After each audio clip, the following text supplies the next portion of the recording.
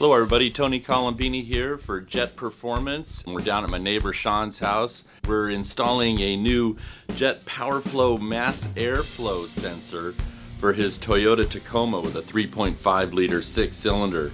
The Jet Powr-Flo mass airflow sensor delivers improved horsepower, torque, and mileage by simply replacing the restrictive stock mass air sensor. It's a real simple installation. First thing we do is disconnect the negative battery cable. We unplug the electric system on the stock flow sensor, take out the 2 screws, put in the new part, put in the 2 screws, so it's just a simple Phillips head screwdriver needed, and plug it back in, and it's ready to go. The flow bench tested design of the Jet mass air sensor provides airflow increases up to 45% and installs in 10 minutes or less.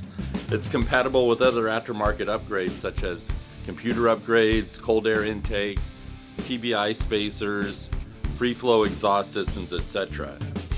Alright, thank you for watching, and be sure to check out jetchip.com for all the performance products we offer for your make and vehicle.